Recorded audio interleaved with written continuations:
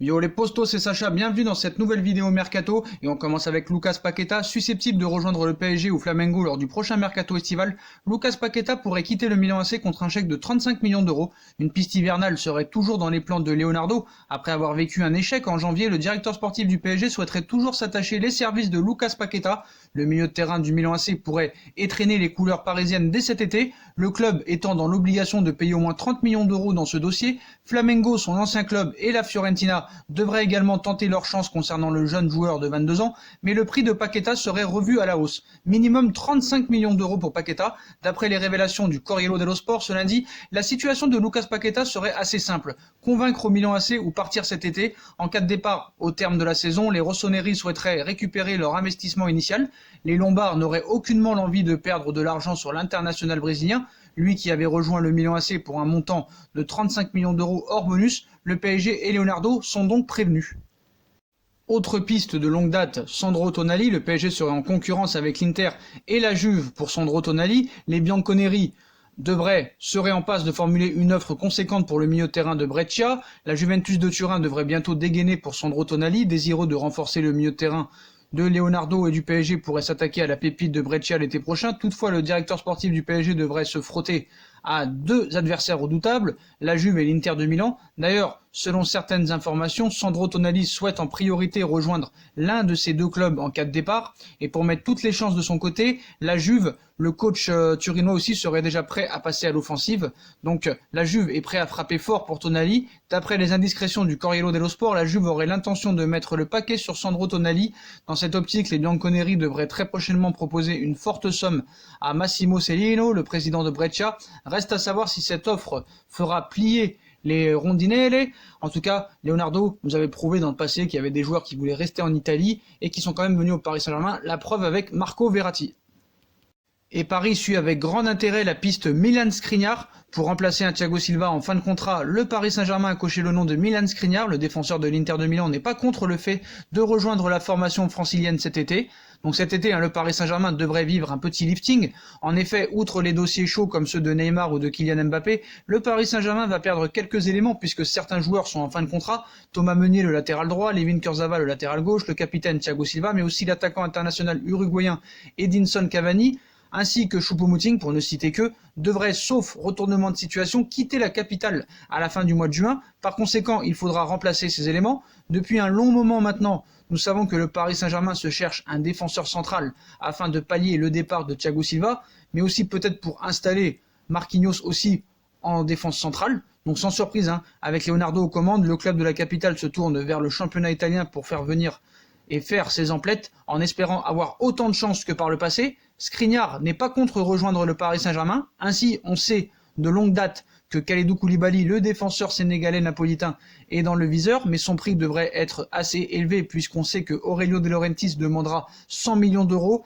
mais le club hexagonal leader actuel de la Ligue 1 regarde vers une autre équipe qui marche plutôt très bien en Serie A cette année, l'Inter de Milan. L'équipe d'Antonio Conte lutte pour le titre et c'est autant grâce à son attaque que sa défense. Ainsi, selon les informations de Calcio Mercato que nous sommes en mesure de vous confirmer, les Parisiens ont coché le nom de Milan Skriniar en priorité pour remplacer Thiago Silva, véritable patron la saison passée. Il a eu un peu plus de mal cette saison, laissant la place de leader à Stefan De Vrij. Toujours selon certaines informations, le Slovaque ne serait pas contre un départ vers la capitale française. Le club lombard, de son côté, demanderait une somme comprise entre 70 et 80 millions d'euros. Et comme vous le savez, la presse catalane s'ennuie depuis que les championnats sont suspendus et fait sa petite une tous les jours sur Neymar. Il faut bien faire vendre et gagner un petit peu d'argent. Donc Barcelone aurait de la suite dans les idées pour Neymar, sachant que Lionel Messi ne restera pas éternellement au top niveau. Le FC Barcelone verrait en coulisses Neymar comme étant le digne héritier de la Pulga, héritier du club catalan qui évoque toujours au PSG, serait d'ailleurs attendu dès cet été au Barça. À l'instar de l'été passé, le FC Barcelone devrait tout ce qui est en son pouvoir et faire tout ce qui est en son pouvoir pour tenter de convaincre le PSG de lui céder Neymar lors du prochain mercato. Le Barça, on l'a vu, ils ont dit qu'il pourrait même utiliser à son avantage l'article 17 du règlement de la FIFA qui stipule qu'un joueur ayant bouclé la 3e année de son contrat sans jamais l'avoir renouvelé pourrait briser le bail en question sans motif nécessaire. Le FC Barcelone ne semblerait toujours pas avoir digéré le départ de Neymar au PSG à l'été 2017 alors qu'ils avaient un plan bien précis pour le Brésilien, assister Lionel Messi avant de lui succéder.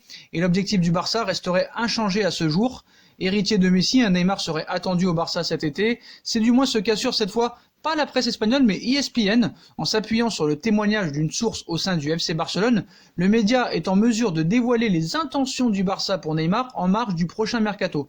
D'après la source, le FC Barcelone fera tout son possible pour faire revenir Neymar en Catalogne.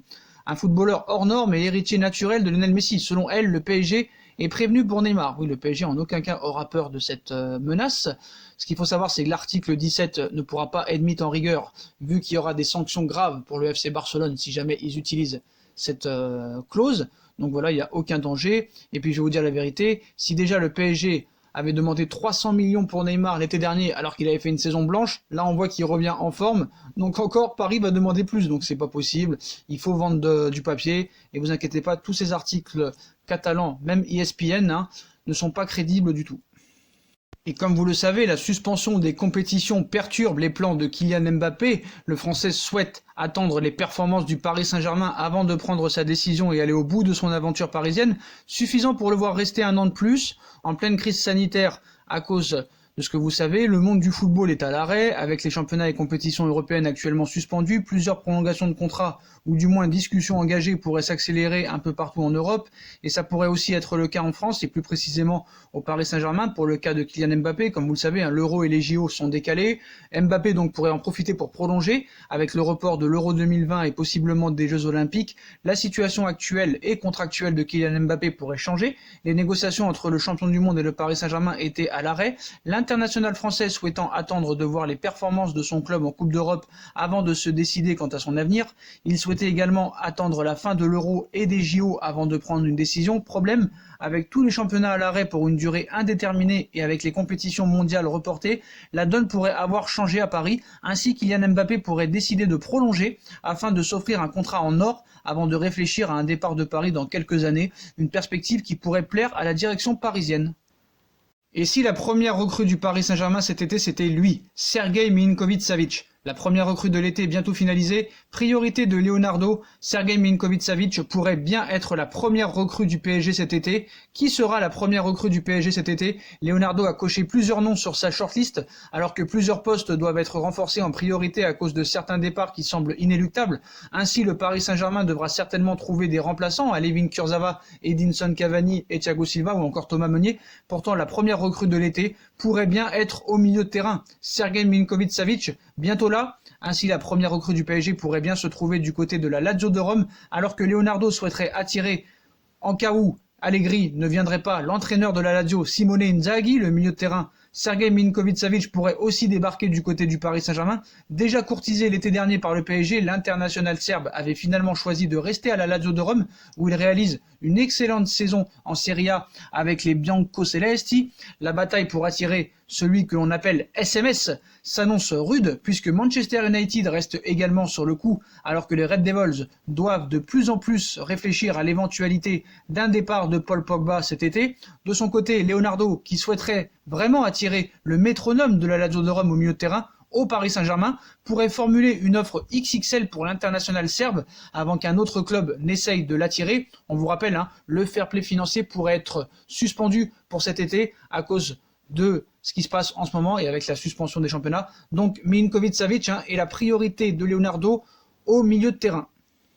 Wissam Ben Yedder rêve et est prêt à jouer avec Kylian Mbappé et Neymar. Régulièrement, le nom de Wissam Ben Yedder a été évoqué du côté du Paris Saint-Germain. Peut-on s'attendre à voir l'attaquant de l'AS Monaco rejoindre la capitale française? Le principal intéressé n'a pas fermé la porte. Meilleur buteur de Ligue 1 cette saison avec 18 buts, Wissam Ben Yedder permet encore à Monaco de croire à une qualification européenne.